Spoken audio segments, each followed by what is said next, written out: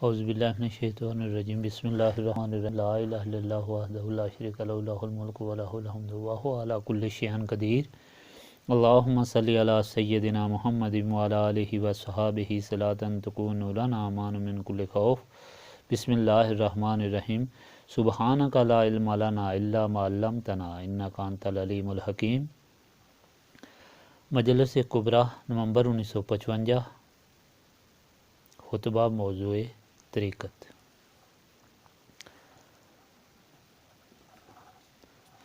مسئلہ تجدد و امثال۔ اصول حکمیہ کی روح سے وہ تغیرات جو دنیا میں ادیان و مذاہب پر آتے ہیں یا جو حالات مخلوق پر آتے ہیں، یہ لوازم دوران خصوصیات وقت ہیں، اس لیے کہ عالم خود متغیر ہے، اس کے اجزاء بھی متغیر ہیں، بلکہ عالم کا ہر جز، ہر فرد کے اجزاء بجائے خود تغیر پذیر ہیں۔ اسی حقیقت پر مسئلہ تجدد امثال قائم ہے۔ تغیر کلی سے جو قباحت اور فسادات مخلوق میں رونما ہوتے ہیں، ادیان و احکام الہی ان کی اصلاح کے لیے نازل ہوتے ہیں، اس لیے یہ تمنا یا خیال کہ ہمیشہ کسی دین یا کسی مذہب یا کسی اصول کی ایک ہی حالت قائم رہے غلط ہے اور ناممکن ہے۔ اس حقیقت کی تفصیل بہت طویل ہے، جس کے بیان کی یہاں گنجائش نہیں اور غیر ضروری بھی ہے۔ اس تحریر میں صرف اس امر کا اظہار مقصود ہے کہ کلی تغیر عالم کے زیر اثر جو تغیرات جزوی اشیاء اور موجودات پر آتے ہیں، جیسے حقائق، اشیاء و کیفیات حالت بدلتے ہیں، اس کی تکمیل کا زمانہ 1000 برس کے قریب ہوتا ہے، جس کی وجہ سے حالات و کیفیات مخلوق میں اس قدر انقلاب پیدا ہوتا ہے کہ جو دین ان کی اصلاح کی غرض سے لایا گیا تھا وہ خود مسخ ہو کر بے سود ہو جاتا تھا، بلکہ مدعا کے برعکس ہو جاتا تھا۔ اسی بنا پر عادت الہی کا اظہار اس طرح ہوتا رہا کہ ہر 1000 سال کے بعد ایک رسول نئی کتاب آسمانی کے ساتھ دنیا میں مبعوث کیا جاتا تھا، تاکہ اس قباحت کا ازالہ کرے اور اس وقت کے اخلاقی امراض کا علاج کر کے لوگوں کو حقیقت پر متوجہ کرے، اور العلاج بالضد کے اصول پر اس زیادتی اور قباحت وقتی کو اس کے برعکس احکام کے ذریعے اس کی تردید کر کے حقیقت پر مجتمع کرے۔ چنانچہ جب دنیا میں توحید الہی اور اسلام کی تعلیم کے ساتھ ضرورت وقت کی بنا پر تاحل پر حکم دیا گیا تو کثرت ازواج بھی عبادت میں داخل ہوا، مگر مرور ایام اور رفتار زمانہ نے وہ حالات پیدا کیے کہ ہر متقی اور باخدا شخص کے تقدس کا معیار ہی کثرت ازواج ہو گیا، اور تغیر حالات پر توحید اور عبادت کے اصول بھی مسخ ہو گئے۔ اب العلاج بالضد کے اصول پر مالک نے ایک پیغمبر حضرت عیسیٰ روح اللہ علیہ السلام دنیا میں مبعوث کیے، جو کہ رہبان تھے، نہ ان کا باپ، نہ تجارت، نہ معاش کا ذریعہ، نہ شادی۔ ایک دم لوگوں پر نہایت تعجب کی ایک ضرب لگی کہ کیا ایسا آدمی بھی پیغمبر ہو سکتا ہے جو شادی بھی نہ کرے اور گھر اور ضروریات بھی نہیں رکھتا؟ لیکن سب قوم نے پرزور مخالفت کے بعد حقیقت غالبہ کو تسلیم کیا، اور لوگوں کے خیال بدل گئے، حالات بدل گئے، اور کارروائی پہلے دستور کے بالکل برعکس ہو گئی۔ نوبت یہاں تک پہنچی کہ ہر شخص عیسیٰ کی مثال بن رہا تھا، ہر شخص رہبان کامل بننے کی آرزو میں مصروف تھا، اور سلسلہ کامیابی کی حد کو پہنچ کر حد سے متجاوز ہوتا گیا، اور تغیر زمانہ کے اثرات کے ماتحت وہ مدعا جو تاحل کی زیادتی کو مسدود کرنے کی غرض سے تھا، وہ چیز اس قدر مقصود بالذات ہو کر اختیار کی گئی کہ ہر خاص و عام رہبان ہی بن رہا تھا۔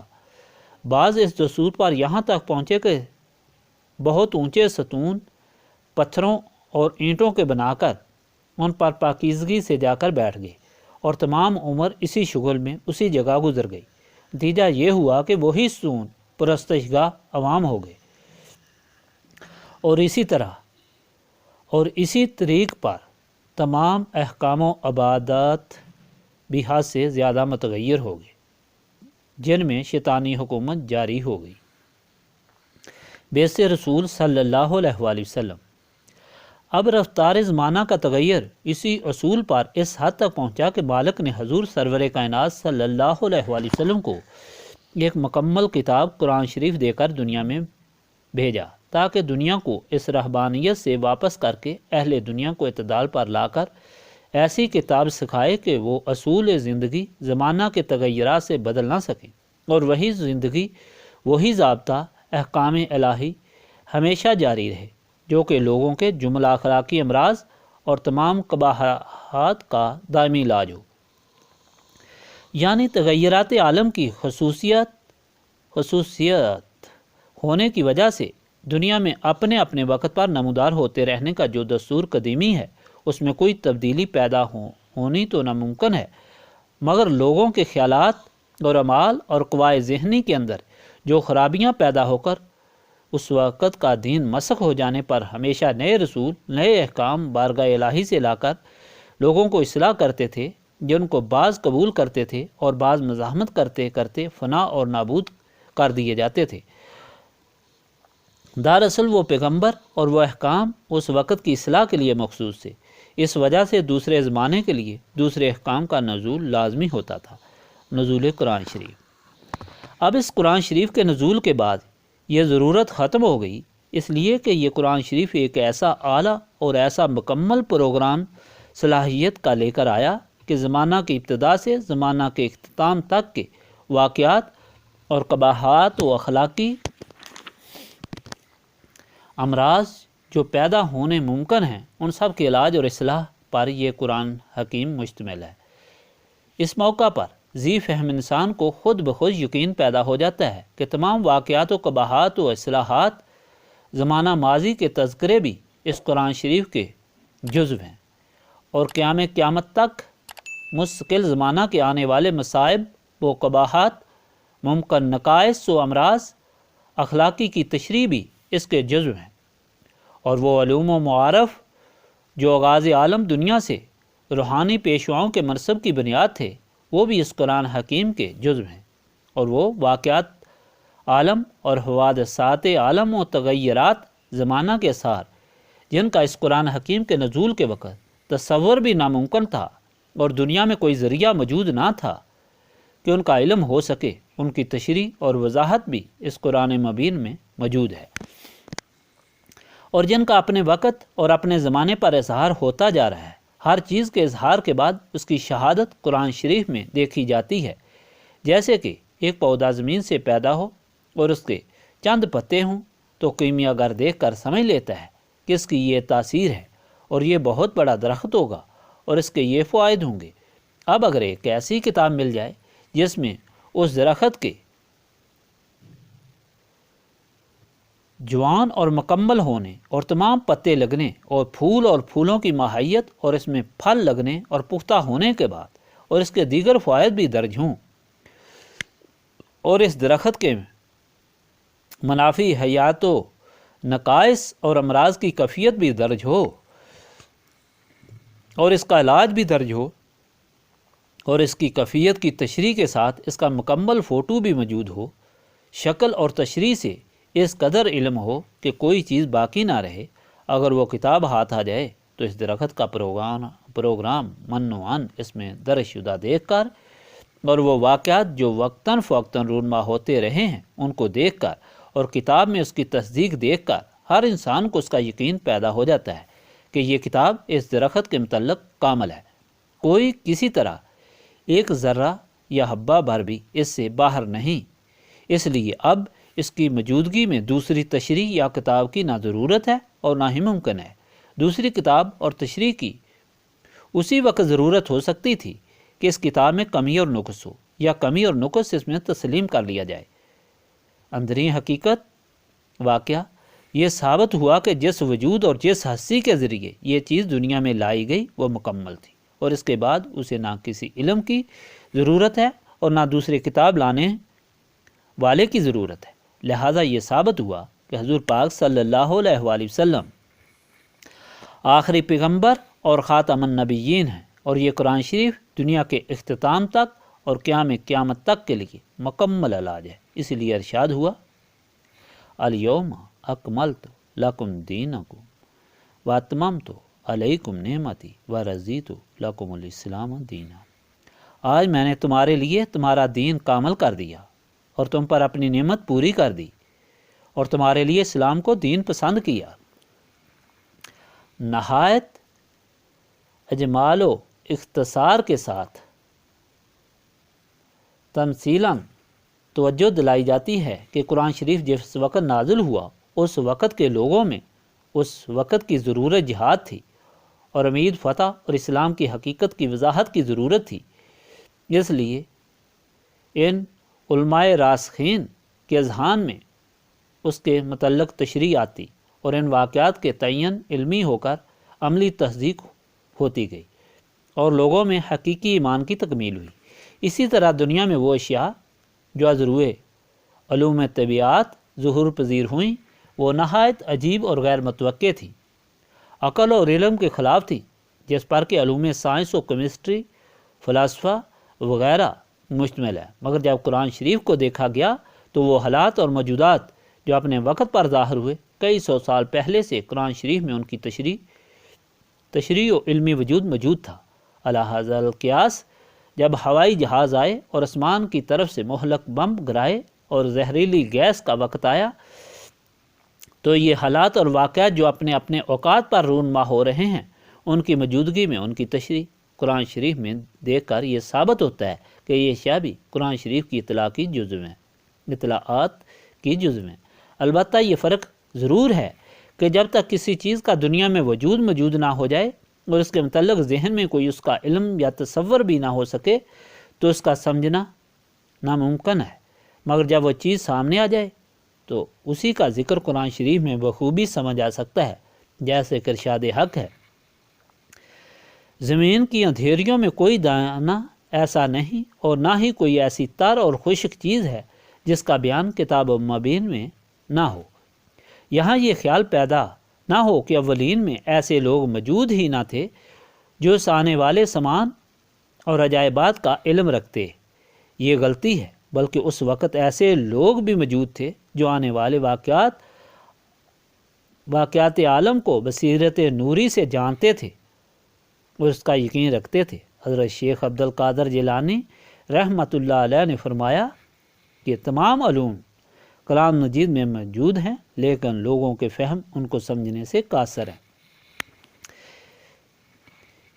اس موقع پر ایک عجیب قصہ یاد آیا۔ 1918 میں چند عیسائی علماء بیروت نے مدرسہ عالیہ کلکتہ میں آ کر ایک موقع پر قرآن کی تشریح کرتے ہوئے مسلمانوں کو مخاطب کر کے سوال کیا کہ اس پر تعجب ہے کہ قرآن شریف کا دعویٰ حد سے زیادہ ہے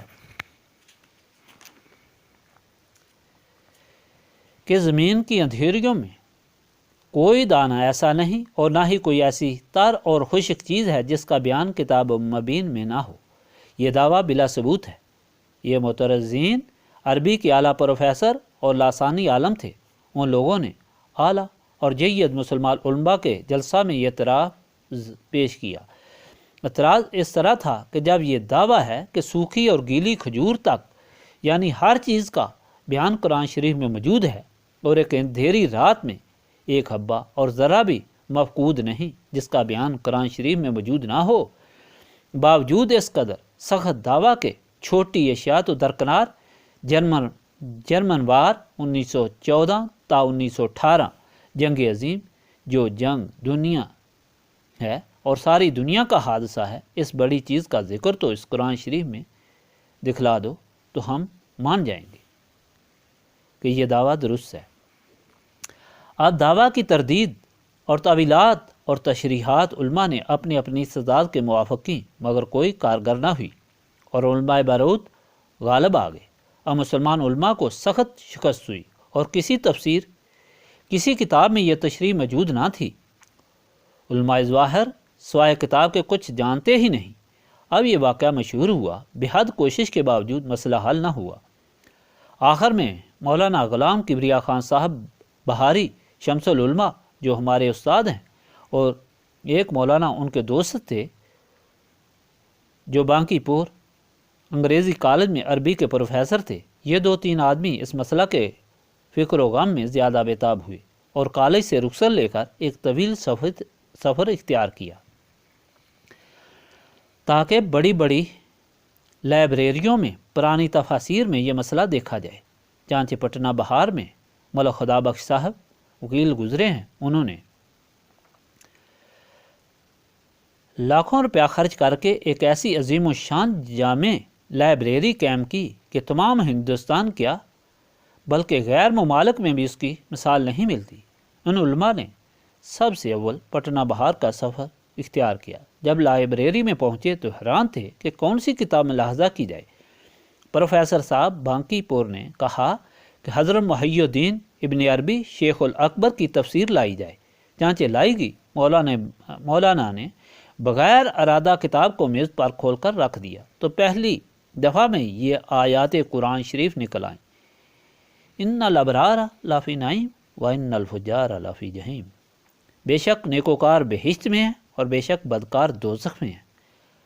مولانا نے صرف طرز بیان کو دیکھنے کے لیے پڑھنا شروع کر دیا تو حضرت شیخ اکبر موصوف نے ان آیات کی تشریح میں لکھا کہ ایک زمانہ دنیا میں وہ آئے گا کہ ایک جنگ عظیم ہوگی اور بے شمار لوگ جہنم میں جائیں گے اور بے شمار بہشت میں جائیں گے۔ اب اس بیان کے بعد حضرت شیخ الاکبر نے ان آیات کے عدل نکال کر ایک خاص طریقہ پر جمع کر کے تقسیم کیے تو 1918 کا عدد برآمد ہوا۔ حضرت شیخ الاکبر نے تشریح کی کہ عیسائی حکومت کا زمانہ ہوگا اور یہ واقعہ 1918 میں پیش آئے گا۔ جب یہ عبارت مولانا نے پڑھی تو مولانا کی خوشی اور مسرت کا کوئی اندازہ نہ تھا۔ انہوں نے کھڑے ہو کر رقص کرنا شروع کر دیا اور مولانا پر حالت وجد طاری ہو گئی۔ کتاب کو سر پر رکھا، آنسو جاری ہو گئے، چہرہ سرخ ہو گیا اور ایک جوش پیدا ہوا جو بڑی دیر کے بعد کم ہوا۔ مولانا نے کتاب کی اس تحریر کا فوٹو لیا اور علماء بیروت کو لا کر دکھایا۔ علماء بیروت کی زبان پر مہر خاموشی لگ گئی اور کوئی جرأت بولنے کی نہ رہی۔ اب اس واقعہ کا اثر نہ صرف عیسائی علماء پر ہی پڑا بلکہ علماء وقت اہل اسلام میں جو وحید الاثر تھے ان کو بھی یقین ہوا کہ اب لوگ قرآن شریف کو سمجھنے سے قاصر ہیں اور ہمارے علوم ناقص ہیں اور ہر علم والے سے اوپر ایک علم والا ہے، اس کی تصدیق ہوگی۔ ایک اور واقعہ یاد آیا کہ حیدرآباد سندھ کے رہنے والے ایک بزرگ جو مولوی صوفی تھے تشریف لائے اور مجھ سے درخواست کی کہ میں بہت امید لے کر آیا ہوں کہ یہاں ضرور کامیابی ہوگی۔ میری آرزو یہ ہے کہ میں بہت مدت سے سرگرداں ہوں اور ہزارہ روپے خرچ کر چکا ہوں کہ ہڑتال ورکی متورم ہو جائے یا موم ہو جائے یا تیل ہو جائے۔ بولی سینا اور ارسطو کے اصول اکثیر اعظم سے واقف ہوں مگر کامیابی نہیں ہوتی، اور چند خواص سے معلوم ہوا کہ آپ اکثیر کے عالم ہیں، اس لیے مہربانی کریں۔ میں نے ان کو اس خیال سے منع کیا مگر وہ علمی بحث اختیار کر کے اپنی رائے اور مضبوط کر رہے تھے۔ آخر ایک دن قرآن شریف کے دعویٰ کو یاد کیا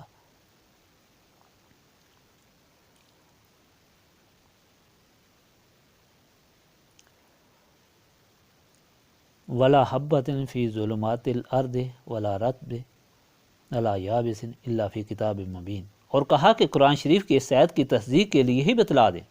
سخت مضطرب تھا اور اس پر مضر تھے کہ میرے یقین اور ایمان کو درست کرا دے۔ چانچہ ان کو قرآن کے الفاظ بتائے گئے اور کچھ بدعمت کرنے میں ایک رات حضرت شیخ عبد القادر جیلانی رحمۃ اللہ علیہ نے خواب میں سبز گھاس دکھلایا اور حکم دیا کہ ہڑتال ورکی کو لوہے کے توے پر رکھو اور آگ جلاؤ اور اس گھاس کا پانی نکال کر ہڑتال پر ڈالتے رہو۔ چانچہ انہوں نے بیدار ہو کر اس پر عمل کیا تو واقعی ہڑتال متورم ہو گئی اور موم ہو گئی۔ انہوں نے یہ ہڑتال تانبا یعنی مس کے ٹکڑے پر لگا کر آگ پر رکھا تو وہ آگ کی گرمی سے سیاہ ہو گیا۔ جب نکالا تو سیاہی ٹکڑے بن کر گر گئی اور وہ ٹکڑا خالص سونے کا تھا۔ اب وہ کامیاب ہو گئے اور قرآن شریف پر یقین زیادہ کامل ہو گیا۔ 1500 روپے قرض تھا، ادا کیا، مکانات وغیرہ بنوائے، بہت سی ضروریات مہیا کی اور مالدار ہو گئے۔ جب وہ ٹکڑا ہڑتال کا ختم ہو گیا تو کام بھی ختم ہو گیا۔ اس کے بعد کئی بار اسی طرح ہڑتال کو توے پر رکھ کر اسی بوٹی کا پانی ڈالتے تھے، مگر ذرا اثر نہیں ہوا۔ ہڑتال اسی طرح قائم رہی۔ وہ بوٹی موڑا شریف میں ٹھیکیدار آزاد خان کے مکان کے نزدیک بکثرت موجود تھی۔ پھر اسی سودا میں ان کی تمام عمر ختم ہو گئی۔ مقالید الامور، اس سے ثابت ہوا کہ تمام اشیاء و امورات تکوین مالک کے قبضہ میں ہیں، اور ہر چیز کی خاصیت اور عمل اس کے اشارے پر منحصر ہے، اور جو شخص قرآن شریف کے مالک کی طرف متوجہ ہو کر اس کو قرآن شریف کے وہ اسرار منکشف ہوتے ہیں جو مقالید الامور ہیں۔ اس کی مثال یہ ہے کہ ہر شخص کو علم ہے کہ گورنمنٹ کے خزانے میں لاکھوں بلکہ کروڑ روپے پڑے ہوئے ہیں، اور سب روپے لوگوں کے لیے جمع کرائے گئے ہیں۔ گورنمنٹ خود ان کو نہیں کھاتی۔ اس امر کو معلوم کر کے کوئی شخص خزانہ کے نزدیک جا کر خزانہ کو سجدہ کرتا رہے یا ہاتھ جوڑ جوڑ کر مانگتا رہے تو خزانچی اس کو ایک پیسہ نہیں دے سکتا۔ اگر وہی شخص افسر خزانہ کے پاس جائے اور وہ طریقہ معلوم کرے جس سے روپیہ نکل سکتا ہے تو اس دستور پر عمل درآمد کر کے افسر خزانہ سے دستخط کرا کر خزانہ کے نزدیک جائے تو فوراً اس کو لاکھوں کروڑ روپے مل سکتا ہے۔ عوام الناس کے سمجھنے کے لیے مثالیں دی جاتی ہیں کہ ان کی سمجھ میں اصلی معاملہ آ جائے۔ تفہیم قرآن مجید اور اول الباب۔ اب کم از کم یہ تو سمجھ میں آ گیا ہوگا کہ قرآن شریف دنیا کی ہر قسم کی نعمتوں سے پر ہے، تمام اقسام کی مصیبتوں کے رفع کرنے کا ذریعہ ہے، اور تمام مقاصد حاصل کرنے کا سبب ہے، مگر اس مدعا کو حاصل کرنے کے لیے ایسے شخص کی ضرورت ہے جس کا سینہ رسول خدا صلی اللہ علیہ وآلہ وسلم کا صحیح غلام ہو کر نسبت رسولی صلی اللہ علیہ وآلہ وسلم اور ضیاء ربانی کے انوار سے منور ہو چکا ہو، اور قرآن شریف کے معارف و اسرار اس پر منکشف ہو چکے ہوں، اور درجہ تقویم کی عزت حاصل کر چکا ہو۔ اس کی رہبری اور ارشاد و تربیت سے وہ دستور اور طریقے معلوم ہو سکتے ہیں جس سے تمام دینی اور دنیاوی جزوی کلی امورات طے ہو سکتے ہیں۔ اگر یہ صورت عمل میں نہ آئے تو اس مدعا کے حاصل ہونے کی امید فضول ہے۔ بعض کا یہ خیال ہے کہ قرآن شریف کو اور اس کے ترجمہ کو پڑھ کر ہم سب ضرورت پوری کر سکتے ہیں، پھر کسی مرشد تو رہبر کی کیا ضرورت ہے؟ مگر یہ خیال غلط ہے، اس لیے کہ سوالات کے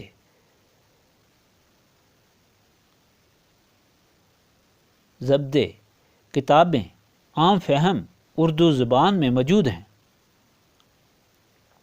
اور یہ ہرگز نہیں ہو سکتا کہ کوئی شخص ان کتابوں کو دیکھ کر حساب دان یا عقلیدس کا عالم ہو سکے جب تک کہ اس کے گر اور اسرار کوئی استاد سمجھانے والا نہ ہو۔ انگریزی علماء قرآن شریف کو بلحاظ ادبیت کے اچھی طرح سمجھتے ہیں، مگر ایام جاہلیت کے ہزارہا اشعار ان کو زبانی یاد ہوتے ہیں، اور علم میں لغات میں کامل استاد ہونے کے باوجود قرآن کے معارف و اسرار کو ان کا علم نہیں پہنچ سکتا۔ اس کے سمجھنے اور سمجھانے والے اول الباب ہی ہیں جن کو خدا نے فراست اور بصیرت نوری عطا فرمائی ہے، اور انہی کی تعلیم و تربیت اور مجالس میں یہ دولت حاصل ہو سکتی ہے، ورنہ ممکن نہیں ہے۔ بہر دست سے نہایت دست، اگر کوئی انسان اپنی ناسمجھی کی وجہ سے کسی نااہل اور صوفی نما یا مسلم نما شخص کے پاس جا کر اس کی غلط تعلیم اور غلط تربیت میں پھنس کر قرآن شریف پر عمل جاری کرے تو اس کی مثال یہ ہے کہ جیسے کوئی شخص غلط اور قانون کے خلاف طریقہ پر خزانہ سے روپے حاصل کرنے کی کوشش کرے۔ اس کے لیے خزانہ کا دروازہ نہیں کھل سکتا، بلکہ حوالات اور جیل کا دروازہ اس کے لیے کھل جائے گا۔ اسی طرح اس غلط عمل کرنے والے کے لیے بجائے رحمت کے قہر الہی کا دروازہ کھل جاتا ہے، اور اس کی تمام زندگی غلط ہو جاتی ہے۔ اس لیے یہ عقیدہ کہ کون شخص ولی ہے اور کس کی تعلیم پر صحیح راستہ کی کامیابی ہو سکتی ہے، یہ بھی نہایت مشکل ہے۔ اس عقیدہ کا حل صرف صحیح ارادت اور قرآن شریف کے معیار سے ہی معلوم ہو سکتا ہے کہ کس شخص کے ذریعے اور کس شخص کی تقلید سے یہ مدارج طے ہو سکتے ہیں۔ حضرت مولانا روم نے فرمایا ہے، ہے بسا ابلیس آدم روئے ہس، پس بہر دست نباید داد دست۔ الغرض تغیرات زمانہ نے لوگوں کے قوائے ذہنیہ کو اس قدر مسخ کر دیا کہ وہ برعکس نہند نام زنگی کافور کے مصداق ہو گئے ہیں، اور ہر اس چیز کو جو ضیاء الہی اور وصول حق کا ذریعہ تھی اسے ذریعہ وصول ماسوائے اللہ خواہشات نفس بنانے میں مشغول ہیں۔ عوام کی ذہنیت تو صاحب الغرض مجنوں کے اصول پر خود ہی بے ٹھکانہ اور متزلزل ہے، تو وہ بصیرت اور فراست جیسے غلط اور صحیح یعنی بندہ نفس و بندہ خدا کی تمیز ہو سکے کہاں سے لائی جائے؟ اس لیے کہ جو شخص حقیقی طور پر خدا کی ذات کا عاشق ہے اور اس کے قرب و لقاء کا خواہاں ہے، اس کے لیے تو مشکل نہیں، کیونکہ جس طرح پیاسے کو پانی کی شناخت ہو جاتی ہے، اسی طرح طالب حق کا ضمیر اس کی خود رہنمائی کرتا ہے، اور سچے رہنما اور غلط صوفی نواح لوگوں میں تمیز آسان ہو جاتی ہے۔ البتہ عوام الناس کے لیے یہ حالت نہ ہونے کی وجہ سے ضرور دشواری ہے۔ ہاں، ان کو اگر کسی قدر عقل ہے تو یہی معیار کافی ہے کہ دستور العمل رسولی صلی اللہ علیہ وآلہ وسلم سے اور عبادت، اذکار، افکار اور اشغال کی تعلیم سے توجہ ماسوائے اللہ پیدا کی جاتی ہے، تو یہ صورت گمراہی ہے، اور وہ شخص ابلیس بصورت آدم ہے، نعوذ باللہ من ذالک۔ اس کی تفصیل اور تشریح اپنی خداداد عقل کے ساتھ سمجھنا مناسب ہے۔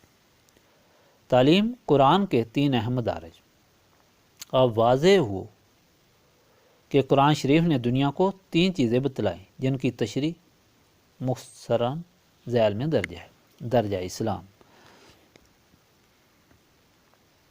قرآن شریف نے لوگوں کو بتایا کہ خدا وحدہ لا شریک ہے اور عالم دنیا مخلوق ہے اور ہر چیز خدا کی عبادت کے لیے ہے۔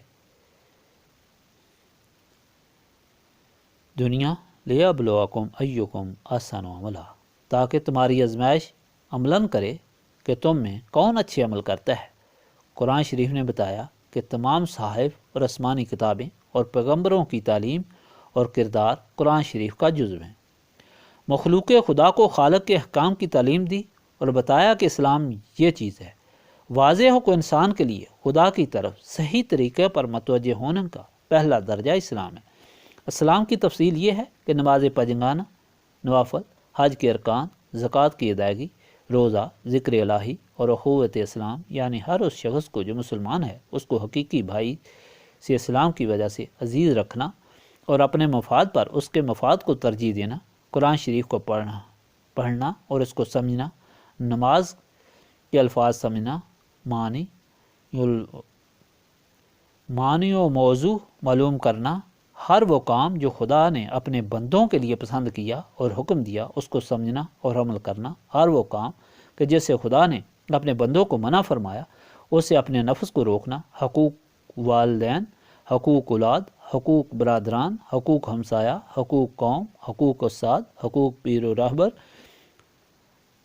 روحانی کو ادا کرنا، غیبت، جھوٹ، زنا، حرام خوری، چوری، حرام کاری، فتنہ فساد، عزادہی اور شرارت وغیرہ کو ترک کرنا، ہمیشہ ذکر الہی میں مصروف رہنا، عورتوں کے حقوق کا لحاظ رکھنا اور ان کو برائی سے اور خراب عادتوں سے روکنا، عورتوں کو اپنے شوہروں کے حقوق کی پابندی اور شوہروں کو اپنی عورتوں کی رضامندی اور ان کے حقوق کا لحاظ رکھنا، ان کو ایذا اور تکلیف اور غم نہ دینا، ملازموں اور خدمتگاروں کو تکلیف میں نہ رکھنا، ذلیل نہ کرنا، بیع و شرابیں، دھوکہ نہ کرنا، گفتار و بیان اور شہادت میں راستی اور صدق پر عمل کرنا، یتیم کی مدد کرنا، سائل، محروم و مساکین کی خدمت کرنا، مصیبت میں صبر کرنا اور ادائے عمل میں امید اور استقلال رکھنا، اعمال کو ریا سے پاک رکھنا، امورات متعلقہ شرک سے بچنا، غلط کاموں پر فضول خرچی سے بچنا، جانی و مالی جہاد کو اختیار کرنا۔ تکمیل اسلام۔ الغرض انسان کا تمام پروگرام زندگی رسولی دستور العمل کے مطابق ہو اور قرآن شریف کی تعلیم کا نمونہ ہو۔ اگر اس متذکرہ بالا اصول کا پابند ہو اور یہ یقین رکھتا ہو کہ قیامت کا قیام واقعی ہے اور وہ یوم حساب ہے، اور ان امور کی پابندی محض اس لیے کر رہا ہے کہ قیام الہی ہیں، اور ممنوعات سے اس لیے پرہیز و اجتناب ہے کہ خدا نے منع فرمایا ہے، اور اپنے مال و خواہشات میں نفسانی خواہشات اور مفاد پر رضا الہی کو مقدم رکھتا ہے، تو اس صورت کردار میں یہ شخص مسلمان کامل ہے۔ اگر پورا عمل نہ ہو تو وہ منافق ہے۔ اور افتؤمنون ببعض الکتاب وتکفرون ببعض، تو کیا خدا کے کچھ حکموں پر ایمان لاتے ہو اور کچھ سے انکار کرتے ہو؟ یہ متذکرہ بالا عمل درجہ مسلمانی اور پہلا حصہ ہے، درجہ ایمان۔ تعلیم قرآنی کا دوسرا حصہ درجہ ایمان ہے، جس کی تشریح ذیل میں اجمالاً کی جاتی ہے۔ حقیقت الامر یہ ہے کہ انسان کے قلب اور روح حیات کی فطرت اس طرح ہے کہ وہ ایک ہی چیز سے دل بستگی رکھ سکتا ہے، اور ناممکن ہے کہ دو چیزیں اس کی محبوب و مقصود ہو سکیں۔ نئی ظالم دنیا میں سوائے دو چیزوں کے اور کوئی چیز بھی موجود نہیں، خالق ہے یا مخلوق ہے۔ اس لیے انسان کی زندگی ان دو چیزوں میں سے ایک ہی کی محبت اور عشق میں گزر سکتی ہے۔ یا تو رفتار زندگی مالک و خالق کی محبت اور اطاعت میں گزرے گی، یا دل بستگی ذات الہی سے قائم رہے گی، یا مخلوق سے اور اپنے نفس کی محبت اور اطاعت میں گزرے گی، یعنی بالکلیہ دل بستگی نفس کے ساتھ ہی ہوگی۔ تیسرا راستہ زندگی کے لیے کوئی موجود ہی نہیں۔ یہاں پر اگر کوئی بے سمجھی سے یہ خیال پیدا کرے کہ انسان تو ہزارہا اشیاء سے محبت رکھتا ہے، ایک سے مقید نہیں ہے، جیسے کہ آدمی، گھوڑا، موٹر، زمین، مکان، دولت، لباس، شادی، اولاد وغیرہ وغیرہ، بے شمار اشیاء سے محبت رکھتا ہے، اور بہت سی چیزیں ایسی بھی ہیں کہ جن کو جان و مال خرچ کر کے حاصل کرنا چاہتا ہے، تو کس طرح تسلیم کیا جائے کہ ایک سے زیادہ کے ساتھ محبت کا ہونا ناممکن ہے۔ اس لیے اس امر کی وضاحت کی جاتی ہے کہ فی الحقیقت متذکرہ بالا صورت کثیر التعداد اشیاء سے محبت نہیں بلکہ ایک ہی سے ہے۔ دراصل انسان کو اپنا نفس مقصود اور محبوب ہے، اس لیے جو اشیاء نفس کی خواہش کے ماتحت ہیں اس کو پسند ہیں، ان کا وہ مشتاق ہے۔ اس حقیقت کو قرآن شریف نے اتباع ہوا کی اصطلاح میں بیان فرمایا ہے۔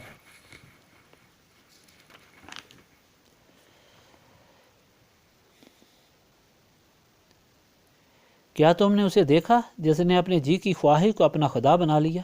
تو کیا تم ان کی نگہبانی کا ذمہ لوگے، یا یہ سمجھتے ہو کہ ان میں بہت کچھ سنتے یا سمجھتے ہیں؟ وہ تو نہیں، مگر جیسے چپائے، بلکہ ان سے بھی بدتر گمراہ۔ اس لیے کہ مقصود اور محبوب دو طرح پر ہوتا ہے، ایک مقصود بذات، دوسرا مقصود بالواسطہ۔ جو مقصود بذات ہے وہ جوہر ہے، اور جو مقصود بالواسطہ ہے وہ عرض ہے۔ اب یہ ثابت ہے کہ انسان کے درپیش دو ہی چیزیں ہیں، یا اپنا نفس یا ذات الہی۔ اگر انسان کو خدا سے قلبی تعلق ہے اور دلی محبت ہے تو وہ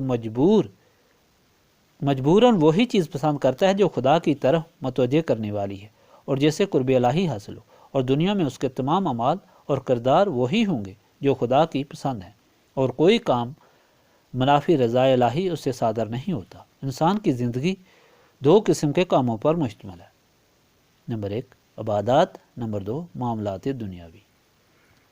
عبادات کی بنیاد دین پر ہے، اور دین کی بنیاد اس وقت تک قائم نہیں ہو سکتی جب تک انسان شرک سے پاک نہ ہو جائے۔ شرک بجائے خود دو قسم کا ہے، شرک آفاقی، شرک انفسی۔ شرک آفاقی یہ ہے کہ وحدہ لا شریک کے علاوہ یا اس کے بغیر سورج، ستارے، آگ، پانی، ہوا، خاک وغیرہ یا بتوں کو معبود تسلیم کیا جائے، جیسے کہ مشرک لوگ اب تک کر رہے ہیں۔ اور آفاقی شرک کے معبودوں کی عبادت اور اطاعت میں انسان مشغول رہے اور خدا وحدہ لا شریک سے روگرداں نافرمان ہو۔ اگر اس شرک سے توبہ کی اور خیالات صاف کر کے حقیقی معبود برحق وحدہ لا شریک کی عبادت اختیار کرے اور اسی حقیقی مالک کی تابعداری اور اس کے احکام قرآنی کے موافق عبادات ارکان اسلام کامل اختیار کرے تو اس صورت میں وہ شخص مسلمان ہے، جس کی تفصیل گزر چکی ہے۔ اب دوسرا شرک، شرک انفسی ہے۔ یہ شرک باوجود کلمہ پڑھنے اور ارکان اسلام کا عمل ہونے کے دل میں قائم رہتا ہے۔ اس کی حقیقت یہ ہے کہ انسان نفس کا مطیع ہو اور اس کا نفس خواہشات رذیلہ کا منقاد ہو۔ اب اس صورت میں انسان کی عبادات یعنی نماز، روزہ، حج، زکوٰۃ وغیرہ سب کام خواہشات نفس کے ماتحت عمل میں آتے ہیں۔ لہذا تکمیل ایمان کی یہ شرط ہے کہ وہ شرک انفسی سے دل کو پاک کرے اور اس کا نفس خواہشات رذیلہ سے رستگاری حاصل کرے اور اس کا دل ذات الہی کی محبت سے مالا مال ہو۔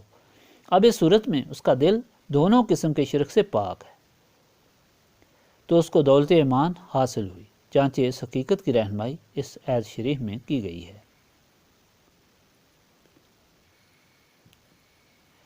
فمن کان یرجو لقاء ربہ فلیعمل عملا صالحا ولا یشرک بعبادۃ ربہ احدا۔ پس جسے اپنے رب سے ملنے کی امید ہو اسے چاہیے کہ نیک کام کرے اور اپنے رب کی عبادت میں کسی کو شریک نہ کرے۔ تکمیل ایمان۔ اب سوال اس ایمان کی تکمیل اور ایمان کے نتائج کا باقی ہے۔ یہاں پر یہ جملہ معترضہ پیدا ہوا کہ انسان شرک نفسی سے دل کو کس طرح پاک کرے اور ایمان کی تکمیل کس طرح حاصل کرے، مگر یہ تشریح اس کے بعد معاملہ کی حقیقت سمجھنے سے خود بخود واضح ہو جائے گی۔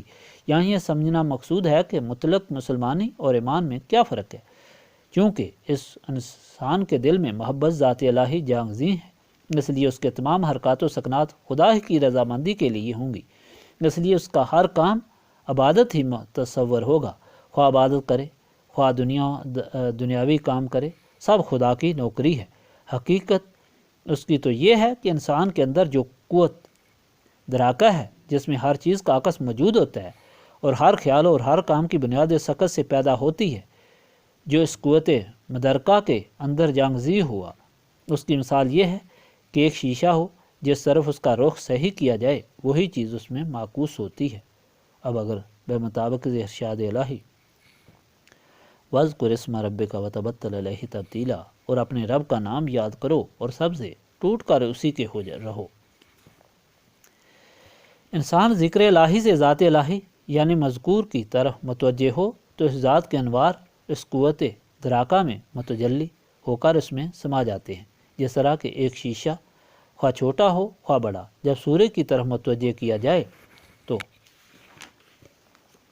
سورج اپنے شاشان انوار کے ساتھ اس میں معکوس ہوتا ہے، تو ایسا معلوم ہوگا کہ گویا سورج ہی ہے، بلکہ روشنی کے علاوہ گرمی یوں سوزش بھی اسی طرح آ جاتی ہے۔ اب انسان جو مالک حقیقی کی ذات کی طرف اس طرح متوجہ ہو کہ اس کا آئینہ دل اثرات ماسوائے اللہ سے خالی ہو، تو وہ ذات الہی اس قوت دراکہ کے عمل سے اس کے حقیقی اور معنوی قلب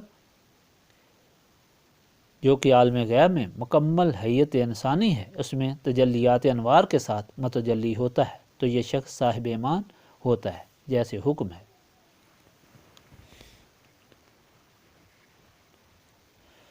قلب المومن عرش اللہ تعالی۔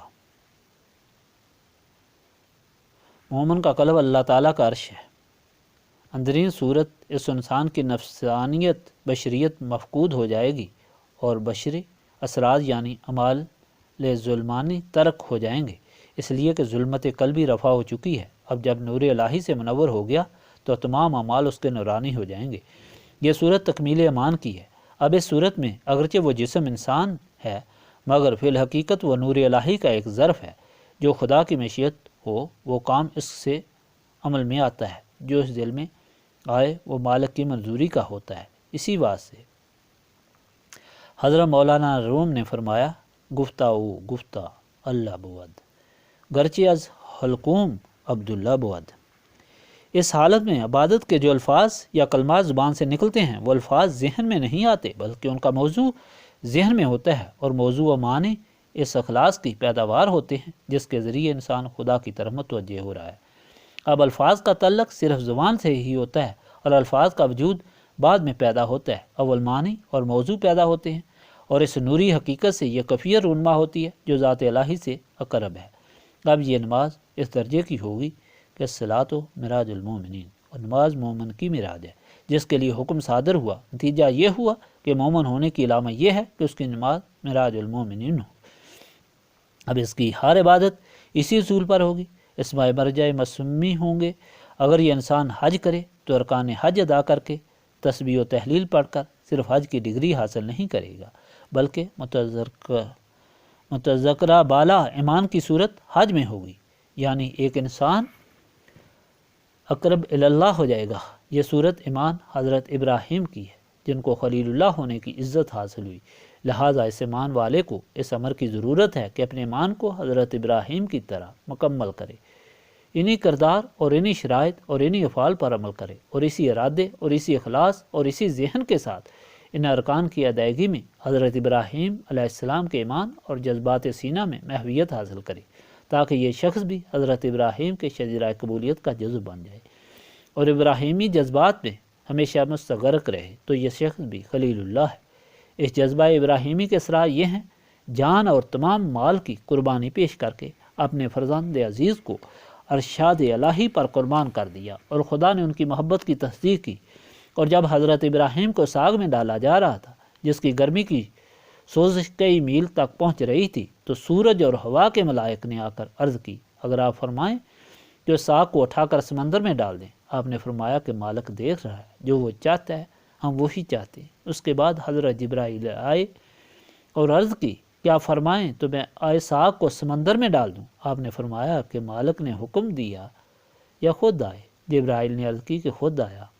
اس پر حضرت ابراہیم علیہ السلام نے فرمایا کہ اگر مالک کو آگ میں ڈالنا منظور ہے تو ہم کو بھی منظور ہے، اگر اس کو منظور نہیں تو کچھ بھی نہیں ہو سکتا۔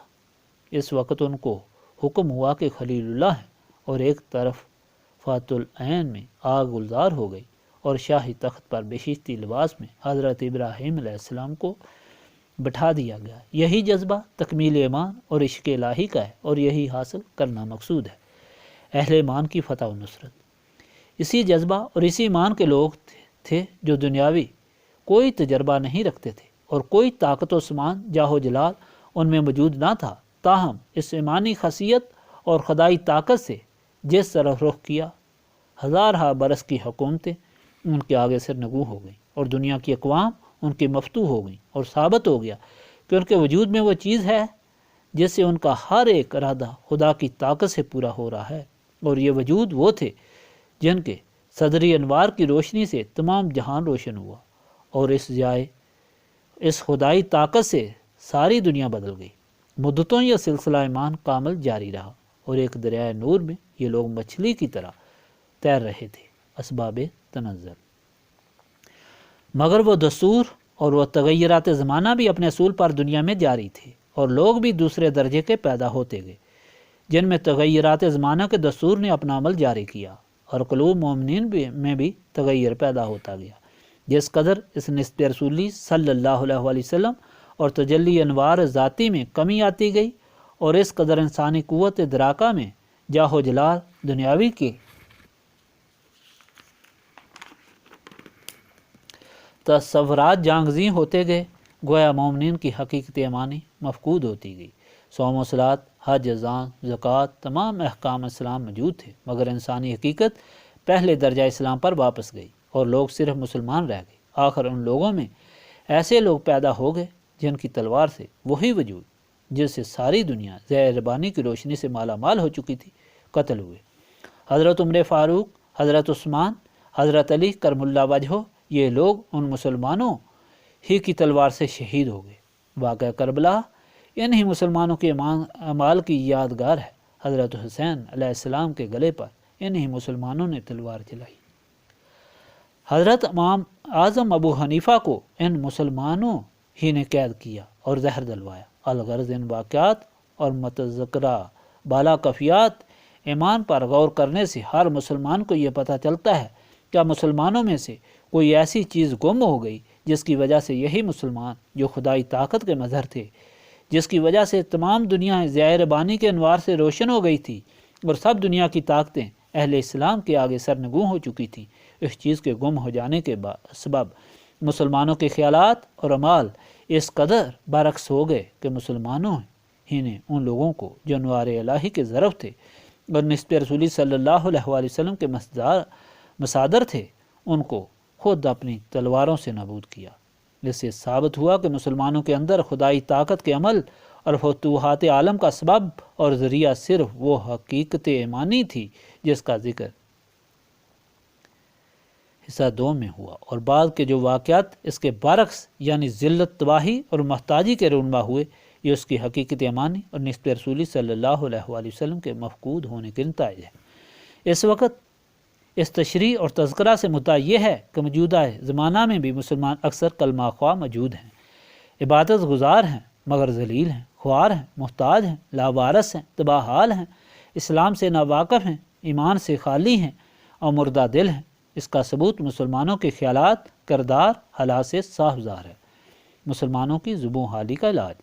اب سوال یہ ہے کہ ان امراض کا علاج کس طرح ہو سکتا ہے؟ خداوند کریم نے ان اقوام کو اس ارشاد سے مخاطب فرمایا ہے، بے شک اللہ نہیں بدلتا کسی قوم کی حالت کو جب تک وہ نہ بدلیں جو ان کے جیوں میں ہے۔ یہ وہ آیت ہے جس کو پڑھ کر علماء واعظ سناتے ہیں، لیڈر مضمون لکھتے ہیں اور لوگوں کو بتلاتے ہیں کہ دنیا میں قومی عروج و ترقی حاصل کرنے کے لیے وسائل اختیار کرو، یعنی تجارت کرو، کالجوں میں اعلیٰ تعلیم حاصل کرو، تمدن اختیار کرو، تاکہ مہذب و ترقی یافتہ اقوام کی پیروی سے وہی کامیابی حاصل ہو۔ مگر یہ معنی اس لیے سناتے ہیں کہ ان کے اپنے دلوں میں یہی چیز ہے، برتن سے وہی چیز نکلتی ہے جو اس میں ہے۔ بہرحال سمجھ کے موافق خیر خواہی پر عمل کر رہے ہیں، مگر یہ نہیں سمجھتے کہ تمام اسباب اور اسباب کے نتائج بھی مشیت عزیز کے ماتحت ہیں۔ عرب اگر ان اسباب کو حاصل کر کے کثرت تک پہنچنا چاہتے تو کیا یہ ممکن تھا کہ وہ پہنچتے؟ ہرگز ممکن نہ تھا۔ ایک دل دنیا میں آیا جس نے لوگوں کے دلوں کو ماسوا اللہ کے میل و نجاست سے دھو کر صاف کر دیا۔ لوگوں کے دل، لوگوں کے خیالات بدل دیے۔ پہلے نفس کے غلام تھے، اب خدا کے عاشق اور خدا کے خادم ہو گئے۔ ان دلوں کے اندر خدائی نور، خدائی طاقت عمل فرما ہوئی۔ اس تبدیلی سے ناہن لوگوں کو خدا نے شہنشاہ ہی کا اہل بنایا اور شہنشاہوں کو ان کا غلام بنا دیا۔ خداوند کریم کا ارشاد ہے کہ میں کسی قوم کی حالت نہیں بدلتا جب تک وہ قوم خود اس چیز کو نہ بدل ڈالے جو اس کے نفس کے اندر ہے۔ اس کے معنی سے صاف ظاہر ہے کہ خدا قوم کی ذلت کو اس وقت تک رفع نہیں کرے گا جب تک وہ اپنے نفس یعنی اپنے دل کے اندر کی چیز بدل نہ دیں گے۔ قلب اور نفس کی حقیقت۔ واضح ہو کہ نفس جس کا ذکر آیت مذکور میں ہے، نفس اور قلب عالم باطن میں کامل حیت انسانی کا نام ہے۔ انسانی زندگی کی رفتار اس کے ماتحت ہے اور خداوند کریم کے نزدیک اعمال کی صداقت کا یہ معیار ہے، اور ہمیشہ نفس قرآن شریف میں اسی قلب ہی کے لیے آیا ہے جیسے، اور اپنے پروردگار کو دل ہی دل میں عاجزی اور خوف سے اور پس آواز سے صبح و شام یاد کرتے رہو، اور اس کی یاد سے غافل نہ ہونا۔ وہ تبدیلی جو ارشاد الہی میں شرط مقرر کی گئی ہے، اس کی مثال اور اس کے نتائج کی مثال یہ ہے کہ خدا کی طرف سے کعبۃ اللہ کی بنیاد قائم کرنے کے بعد حضرت ابراہیم علیہ السلام کو حکم صادر ہوا۔ حضرت ابراہیم علیہ السلام نے کعبۃ اللہ کی بنیاد اس مدعا پر قائم کی کہ تمام دنیا کے انسان خدا کی طرف متوجہ ہوں اور وحدہ لا شریک سمجھ کر اس کا یقین کریں اور اس کی عبادت کریں۔ چانچہ لوگوں نے بتوں کو چھوڑا، غیر اللہ اشیاء کی پرستش سے توبہ کی اور خدا کی رحمت کے مستحق ہوئے، مگر تغیر زمانہ کے اصول جاری تھے۔ ان کے اثرات بھی اپنے وقت پر اس طرح نمایاں ہوئے کہ مسلمانوں ہی نے اسی کعبۃ اللہ میں 360 بت لا کر نصب کیے اور ان کی پرستش شروع ہوئی۔ مدت تک یہ سلسلہ قائم رہا۔ ہر سال لوگ آ کر طواف بھی کرتے تھے، بتوں کو بھی پوجتے رہے، تجارتیں بھی کرتے رہے، قومی نظام بھی قائم کرتے رہے، جنگ و جدال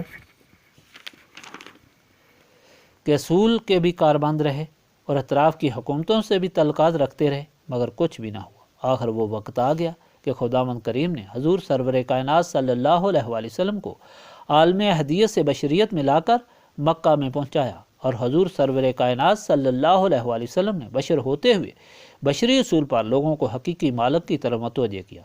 حضور پاک صلی اللہ علیہ وآلہ وسلم نے لوگوں کے دلوں کو اور نفوس کو بدلا، ان کے دلوں کو نجاست سے پاک کیا، کعبہ کو بھی بتوں کی نجاست سے صاف کر دیا، لوگوں کے نفس کے اندر کی چیز کو اس طرح بدل دیا کہ نفس کی غلامی سے ہٹا کر خدا کی محبت اور غلامی میں لگایا۔ اس تبدیلی کا نتیجہ یہ ہوا کہ عرب جن کو دوسری اقوام جاہل جنگلی سمجھ رہے تھے، ان سے بھی کم بذات کے لوگ جن کو روسائے قبائل ہم رازلنا کہتے تھے، وہ لوگ شہنشاہ ہو گئے، اور ہزارہ برس کی مستقل حکومتیں ان کے آگے سرنگوں ہو گئیں۔ اور صرف یہی چیز نہیں ملی بلکہ ان کا حقیقی مقصد بھی خدا نے پورا کیا، اور وہ یہ تھا کہ وہ خدا سے واصل ہوئے، خدا ان سے راضی ہوا اور وہ خدا سے راضی ہوئے، جن کے متعلق ارشاد ہوا رضی اللہ عنہ ورضوا عنہ، اللہ راضی ہوا ان سے اور وہ راضی ہوئے اس سے۔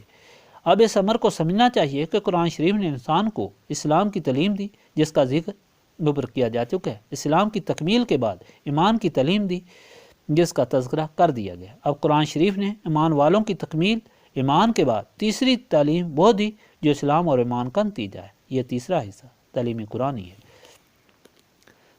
درجہ وصول اللہ۔ خداوند کریم نے قرآن شریف میں ارشاد فرمایا ہے، یا ایھا الذین آمنوا اتقوا اللہ وابتغوا الیہ الوسیلۃ وجاہدوا فی سبیلہ لعلکم تفلحون۔ اے لوگو جو ایمان لائے ہو، خدا سے ڈرتے رہو اور اس کا قرب حاصل کرنے کا ذریعہ تلاش کرو اور اس کے راستے میں جہاد کرو تاکہ فلاح پاؤ۔ اگر انسان ارکان و شرائط اسلام علمی عملی پورے کر چکا ہو تو وہ مسلمان ہے، اور مسلمان ہو کر شرائط و منازل ایمان طے کر چکا ہو جو تعلیم قرآنی کے دوسرے حصے میں اوپر مذکور ہیں، تو وہ مومن ہے۔ اب خداوند کریم نے ان مومنوں کو اپنے دربار میں اپنے لقاء کی دعوت دی ہے اور بتلایا ہے کہ اس میں وسیلہ اختیار کرو تاکہ خطایا سے بچ کر وصول حق تک پہنچ سکو۔ اس آیت شریف سے بعض لوگ صرف اعمال اور عبادات کو وسیلہ سمجھتے ہیں اور علمی بلاغت لفاظی سے یہی مدعا ثابت کرنے کی کوشش کرتے ہیں، مگر ان کا خیال محدود اور ان کا بیان غلط ہے۔ ہر انسان اس کے مضمون پر غور کرنے سے اس کا مدعا سمجھ سکتا ہے۔ اس کی مزید جو لوگ اسلام میں داخل ہو کر اس درجہ کا ایمان حاصل کر چکے ہیں کہ اپنی زندگی آرام، دولت اور عزت، جان، نیز جذبات بھی مالک کی رضامندی پر قربان کر چکے ہیں اور خدا ان پر راضی ہوا، ان کو اپنے دربار میں لقاء الہی کے واسطے دعوت دی، یہ وہی صورت ہے کہ بادشاہ کی رعیت میں سے وہ لوگ جو بادشاہ کی نوکری اختیار کر کے بادشاہ کی عظیم الشان خدمات انجام دے چکے ہوں، اور بادشاہ ان پر راضی ہو کر ان کو اپنے دربار میں اپنی ملاقات کے لیے دعوت دے اور شرف باریابی کے بعد اپنی طرف سے ان کو انعامات اور اپنے وسیع اختیارات عطا کرے۔ اسی طرح مومنوں کو جنہوں نے ارشاد قرآنی کے مطابق وَاذْكُرِ اسْمَ رَبِّكَ وَتَبَتَّلْ إِلَيْهِ تَبْتِيلًا، اور اپنے رب کا نام یاد کرو اور سب سے ٹوٹ کر اسی کے ہو رہو۔ عمل کر کے اس آیت کی حقیقت پیدا کر لی، ان کو اس کے نتیجہ میں یہ عطا کی کہ اپنی بارگاہ میں ملاقات کی دعوت دی، عظیم الشان اعزاز و اکرام عطا فرمائے اور اپنے اختیارات اور تصرفات میں ان کو داخل کیا۔ اب اسی اصول ذاتی اور اس کے حقائق و تصرفات کو سمجھنے کے لیے اس تشریح پر غور کرنا چاہیے کہ انسان فی الحقیقت ہر وقت واصل باللہ رہے، جیسے کہ ارشاد قرآنی ہے وَنَحْنُ أَقْرَبُ إِلَيْهِ مِنْ حَبْلِ الْوَرِيدِ، اور ہم دل کی رگ سے بھی اس سے زیادہ نزدیک ہیں۔ اب انسان کی ذات خود اور وہ مخلوق جو ماسوائے اللہ میں داخل ہے ذات الہی کے حجاب ہیں، اور حقیقت اپنی بھی اور نیز اس کے علوم اور اعمال بھی اس کے حجاب ہیں۔ یہ حجاب دو قسم کے، ایک قسم وہ جس کو ابتدائی اسلام اور ایمان سے روگردانی ہو، جس کے متعلق ہم فاغشی نہ ہوں فہم لا یبصرون، پس ہم نے انہیں اوپر سے ڈھانپ دیا تو انہیں کچھ نہیں سوچتا۔ یہ حجاب واصل جہنم ہونے کا ذریعہ ہے۔ مگر دوسرا حجاب اپنے نفس اور اس کے اشغال ہے۔ یہ حجاب خود اسلام اور ایمان کی تکمیل کے بعد معدوم ہو سکتے ہیں، جن کا شرک فاقی اور شرک انفسی میں ذکر ہو چکا ہے۔ کیونکہ ایمان کی تکمیل بات الہی کے ذریعے سے ہی ہو سکتی ہے، اس لیے بات الہی جب الفاظ سے گزر جائے اور موضوع و معنی پر پہنچ جائے تو الفاظ متروک ہو جاتے ہیں۔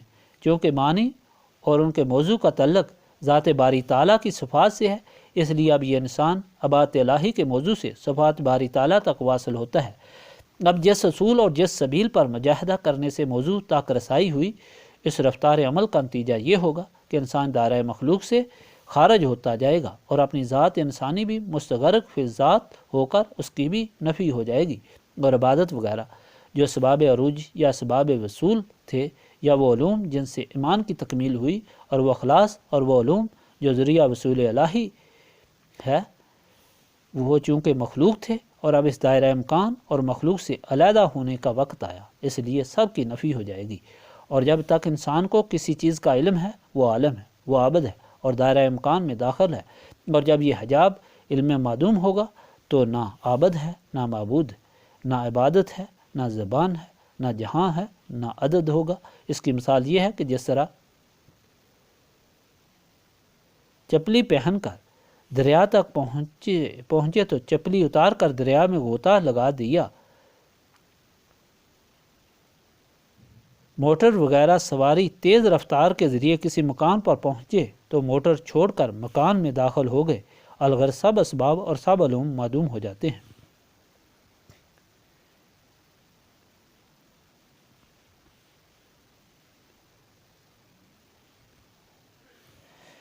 حضرت مولانا نظامی نے فرمایا، ہم بے چشم یار بے نیم یار رہا۔ حضرت مولانا جامی نے اس مقام کے اثر میں آ کر بے ساختہ اشعار کہہ دیے: در دور زماں جزمن کس، در کون و مکان جزمن کس۔ حضرت بایزید بوستامی کو جب اس طرف کا پردہ ہٹایا گیا تو بے ساختہ بے اختیار ہو کر کہہ دیا: سبحانی ما اعظم شانی۔ الغرض وصول ذات کے بعد انسان کو صفات الہی کی سیر واقع ہوتی ہے، اور صفات میں سے ہر صفت کا مقام علیحدہ خاصیت رکھتا ہے۔ جس صفت ذاتی کا مشاہدہ ہو اس کا اثر اور اسی کی خاصیت کا پرتو اس انسان کے اندر آتا ہے۔ جیسے کہ صفات الہی میں ہیں، دو صفات ایسی ہیں کہ جن کے ذریعے دنیا کے تمام تغیرات ہوتے ہیں اور ہر چیز اسی سے وجود میں آتی ہے۔ یہ ہیں القابض اور امر تقویم، جو من قبیل کن فیکون ہے۔ اگر کسی انسان کو القابض کے مقام اسرار القبض پر رسائی ہو جائے، خواہ ایک لمحہ البصری ہی کے انداز پر ہو، تو اس انسان کو یہ عزت ملتی ہے کہ وہ اگر مردہ کو حکم دے تو زندہ ہو جاتا ہے، اور زندہ کو حکم دے تو مردہ ہو جاتا ہے۔ چانچہ حضرت عبدالقادر جیلانی غوث الثقلین کو اسرار القبض کے انکشافات ہونے پر ان کو وہ عزت اور تصرف عطا ہوا جس مقام کی خصوصیات سے ہے، جس کے متعلق حضرت شیخ عبدالقادر جیلانی رحمۃ اللہ علیہ نے ان کو ان اشعار میں ظاہر کیا: اور مجھے اپنے ازلی راز اور قدیمی بھید پر آگاہ کیا، اور مجھے معمور فرمایا، اور میری آرزو یا میرے سوال کو پورا فرما دیا۔ اور اگر میں اپنے بھید کو دریاؤں پر ڈال دوں تو وہ تمام خشک ہو کر زوال پذیر ہو جائیں، اور اگر میں اپنے راز کو مردہ تن یا مردہ دل پر ڈالوں تو وہ بلا شبہ رب العزت کی قدرت سے زندہ کھڑے ہو جائیں۔ الغرض انسان جب بشریت سے خارج ہو کر ذات حق کے ساتھ واصل ہو اور اس کو فقدان کلی حاصل ہو جائے تو یہ وصل نام ہے، جس طرح حباب و بلبلہ دریا سے ظاہر ہوا تھا اور پھر اسی میں محو ہو گیا، نیابت رسولی صلی اللہ علیہ وآلہ وسلم۔ اب یہ انسانی حیثیت میں جب واپس آتا ہے تو اس کے سینہ میں وہی اسرار و مضامین رنگین موزن ہوتے ہیں جو حضرت رسول کریم صلی اللہ علیہ وآلہ وسلم کی حقیقت محمدیہ کے عکس ہوتے ہیں، اور اس شخص کی زندگی ان اسرار و انوار کے متحد حضرت رسول کریم صلی اللہ علیہ وآلہ وسلم کی نیابت میں گزرتی ہے، اور واردات اور تاثرات بشری ان ملکیت و نورانیت کے متحد ہوتے ہیں، اور ہر فعل بشری عبادت میں داخل ہوتا ہے، اور مشیت عزی کے متحد اس کے حرکات و سکنات ہوتے ہیں۔ جو کچھ مالک کی مرضی ہو وہ اس کے ارادہ میں آتا ہے، اور جو اس کے ذہن میں آتا ہے وہ مالک کو منظور ہوتا ہے، اور اس کی منشا الہی سے واسق ہوتی ہے۔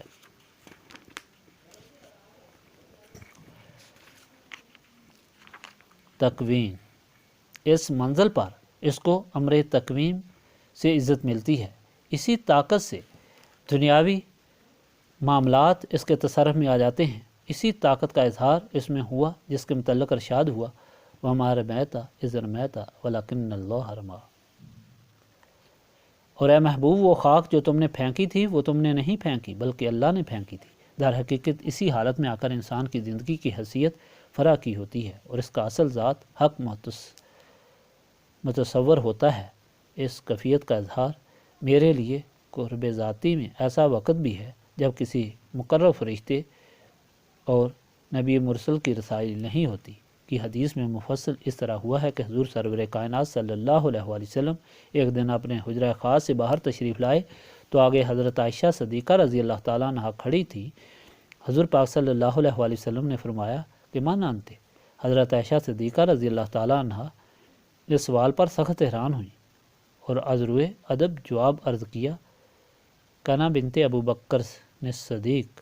اس پر حضور پاک صلی اللہ علیہ وآلہ وسلم نے فرمایا کہ من ابو بکر۔ اس پر سخت حیران و اضطراب پیدا ہو گیا اور لرزہ پیدا ہو گیا، مگر ادب کو ملحوظ رکھ کر عرض کی، ہوا اصحاب رسول اللہ۔ اس پر آپ نے فرمایا من رسول اللہ۔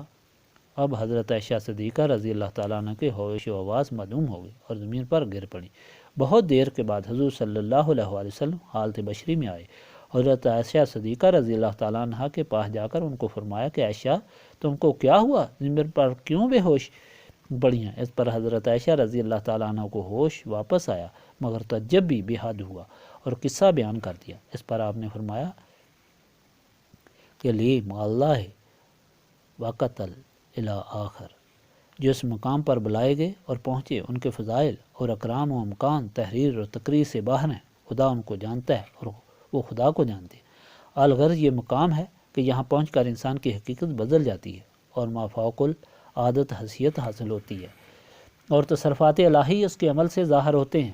یہ وہی حیثیت ہے کہ جیسے حضرت ابراہیم علیہ السلام نمرود پر غالب آئے، یہ وہی چیز ہے جیسے حضرت موسیٰ کلیم اللہ علیہ السلام فرعون پر غالب آئے، یہ وہی چیز ہے جیسے حضرت عیسیٰ روح اللہ علیہ السلام نے مردے زندہ کیے، یہ وہی چیز ہے جس کو حاصل کرنے کے بعد انسان کو نبوت اور رسالت ملتی ہے اور آسمانی کتاب ملتی ہے، اور یہ وہی حقیقت ہے جس سے ایک یتیم حضرت محمد مصطفیٰ صلی اللہ علیہ وآلہ وسلم تمام روئے زمین کا حقیقی حاکم ہوا اور آسمانوں پر تمام ملائک کا سردار ہوئے، جیسے اس یتیم نے تمام دنیا کو نور الہی سے روشن کر دیا، بادشاہوں کو غلام کر دیا، غریبوں کو بادشاہ بنا دیا۔ وہ یتیم اس سے خدا کا دوست ہو گیا اور اس درجہ کو پہنچا کہ اس کی ذات خدا سے مل گئی، اس کی عزت خدا سے مل گئی، اس کا نام خدا سے مل گیا۔ کلمہ طیبہ کا عمل نہیں ہوتا جب تک اس کا نام اس سے ملایا نہ جائے، بہشت کے دروازے نہیں کھلتے جب تک اس کا نام نہ لیا جائے۔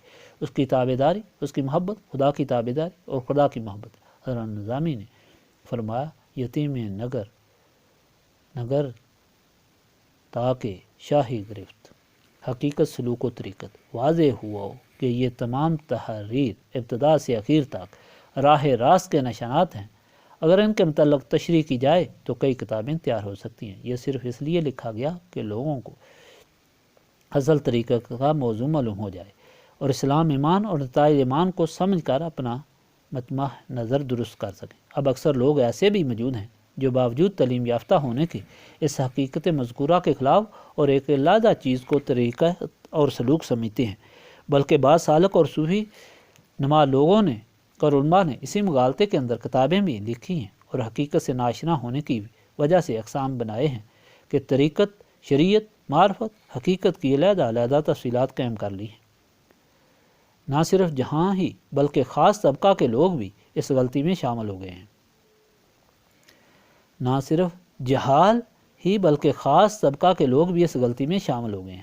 خاص لوگوں کی کتابوں میں یہ ثابت ہے، مگر ایک حقیقت آگاہ شخص کی نگاہ ان فروعات اور خود ساختہ، خود کاشتہ شے سے گزر کر اصلیت پر ضرور پہنچ سکتی ہے۔ خواہ نیک لوگوں کی ذہنی اور کشفی غلطی یا فروعی تصورات سے غلط لوگوں نے ایک ایسا برعکس اور غلط پہلو اختیار کر لیا ہے کہ وہ شریعت اور طریقت کو علیحدہ اور دو متضاد، دو مخالف چیزیں قرار دیتے ہیں، اور شیطان کو ان لوگوں سے اس حد تک امداد ملی کہ راستہ ہی شریعت اور دستور العمل رسولی صلی اللہ علیہ وآلہ وسلم کے خلاف قائم کر دیا گیا۔ ان مدانش معرفت و طریقت کے ایسے وجود پیدا ہو گئے کہ اہل دین اور علماء کو تو ایک لغو، بیہودہ اور بے معنی سمجھنے لگے، اور اہل علم اور علماء کو لغو سمجھ لینے سے خود دین اور اسلام کو بھی لغو سمجھنا شروع کیا، جیسا کہ اس مضمون کی ابتدا میں مسئلہ تجدید و امثال کے قانون پر تغیر کلی کا مسئلہ لکھا گیا۔ یہ تمام تغیرات ذہنی، عملی اور علمی اس تغیر کلی کے اصول کے نتائج ہیں۔ جو چیز خدا سے ملانے والی خدا اور رسول صلی اللہ علیہ وآلہ وسلم نے عطا کی، وہی خدا اور رسول صلی اللہ علیہ وآلہ وسلم سے علیحدہ اور مخالف کرنے کا سبب ہوگی، جس طرح کہ اسی حضرت ابراہیم علیہ السلام کی اولاد نے کعبۃ اللہ میں 360 بت لا کر رکھ دیے تھے، جن کو حضرت ابراہیم علیہ السلام نے بتوں کو نابود کرنے کے لیے خدا کی طرف سے یہ مقام بنایا تھا۔ الغرض اب اکثر لوگ ایسے ہیں جو عبادت بھی اور علم بھی طمع نفسانی کے لیے اختیار کرتے ہیں۔ ضرورت شیخ: واضح ہو کہ تمام طریقت کا ہر مرحلہ، ہر کام سوائے رہبر اور مرشد کے اور پیر طریقت کی پیروی کے ہرگز ممکن نہیں۔ ایک رسیدہ باخدا انسان جو نائب رسول ہو اور وہ انسان کو اس سبیل کی رہنمائی کر سکتا ہو، اس کے لیے حکم ہوا اور اس کی راہ چلو جو میری طرف رجوع لایا۔ اس امر کے دلائل پیش کرنے یا اس بحث کو ثابت کرنا تحصیل حاصل ہے۔ تعلیم طریقت سبیل معرفت خود ہی رہبر حقیقی کی متقاضی ہے، حقیقی رہبر کی پہچان۔ اب سب سے زیادہ ضروری امر یہ ہے کہ ایک سادہ ناتجربہ کار انسان سینکڑوں غلط اور مجاز پیروں سے حقیقی رہبر کو کس طرح پہچان سکتا ہے؟ اس لیے کسی قدر یہ معاملہ واضح کیا جانا ضروری ہے۔ اول تو پہچان کا اصول یہ ہے کہ اگر واقعی طالب حق ہے تو اس کی صداقت، خواہش اور تمنا خود ہی کافی معیار ہے، اس لیے کہ ایک پیاسے شخص کو پانے کی شرائط اور بحث کرنا غیر ضروری ہے۔ تاہم قرآن شریف نے بھی اس مشکل کو اس طرح حل کر دیا ہے کہ نائب رسول اور ولی اللہ وہ شخص ہے جس کی زندگی 3 امور کی کاربند ہے۔ وما ینطق عن الہویٰ، اور وہ کوئی بات اپنی خواہش سے نہیں کرتا۔ عزیز علیہ ما عنتم حریص علیکم بالمؤمنین رؤوف الرحیم، اس پر تمہارا مشقت میں پڑنا گراں ہے، تمہاری بھلائی کا نہایت چاہنے والا اور ایمان والوں پر نہایت شفیق مہربان ہے۔ اپنے اخلاق کو اخلاق الہی سے موصوف کرو۔ اس پر حضور سرور کائنات صلی اللہ علیہ وآلہ وسلم نے حضرت علی کرم اللہ وجہہ کے سوال کے جواب میں ارشاد فرمایا کہ ولی وہ شخص ہے جس کے پاس بیٹھنے سے خدا یاد آئے، لیکن حب دنیا کی جگہ دل میں خدا کی محبت داخل ہو۔ لیکن اگر یہ حقیقت نمایاں نہ ہو تو ایسے شخص کو خدا کا ولی نہیں بلکہ شیر قاتل سمجھ کر اس سے بھاگنا چاہیے، نعوذ باللہ من ذالک۔ حقیقت یہ ہے کہ دنیا میں سب مشکلات سے بڑھ کر مشکل یہ ہے کہ خدا سے ملانے والا رہبر ملے، اور اگر یہ مل گیا تو دنیا مافیا کی دولتیں اس کے آگے ہیچ ہیں۔ اس رہبر کا ملنا ہی عین کامیابی ہے۔ مالک الملک نے ارشاد فرمایا، جس کو ہدایت دی وہ ہدایت یاب ہے، اور جس کو اللہ ہدایت نہ دے اس کے لیے کوئی ولی اور مرشد نہیں۔ اس سے ثابت ہوا کہ جس کو اپنی بارگاہ میں بلانا ہوتا ہے اسی کو مرشد عطا کرتا ہے۔ اس موقع پر یہ سمجھنا ضروری ہے کہ طریقت میں باخدا رہبر نسبت رسولی صلی اللہ علیہ وآلہ وسلم کی تعلیم و تربیت، علمی عملی اور تبدیلی خیالات اور ذہنیت کی درستگی اور اصلاح مقصود ہے۔ یہ خیال غلط ہے کہ برگزیدہ خدا ولی اللہ کی قبر پر جا کر بیٹھ کر جانے سے منازل طے ہو جائیں، یا ناممکن ہے۔ اگر یہ ہو سکتا تو حضرت رسول کریم صلی اللہ علیہ وآلہ وسلم خود حضرت ابراہیم علیہ السلام کی قبر پر گوشہ نشین ہوتے، غار حرا میں جا کر مراقب نہ ہوتے، اور اگر قبر سے ہی ہدایت ممکن ہوتی تو بس قبر ہی کافی تھی، کسی پیغمبر کے مبعوث کرنے کی ضرورت نہ تھی۔ زیارت بزرگان، ترقی محبت تو یاد بزرگان اور ان کی زندگی کی یاد کر کے ان سے اپنے اعمال کی مطابقت کرنا بہتر اور مفید ہے، لیکن جہال کی طرح زیارتوں کا طواف کرنا یا ان سے سوال کرنا غلطی ہے اور ممنوع ہے۔ البتہ ان کی روح کے طفیل خدا سے سوال جائز ہے۔ اور اسی خصوصی خطبہ کے پیش کرنے کی سعادت الحمدللہ علی ذالک۔ ربنا تقبل منا انک انت السمیع العلیم وتب علینا انک انت التواب الرحیم۔ سبحانک ربک رب العزۃ عما یصفون وسلام علی المرسلین والحمد للہ رب العالمین۔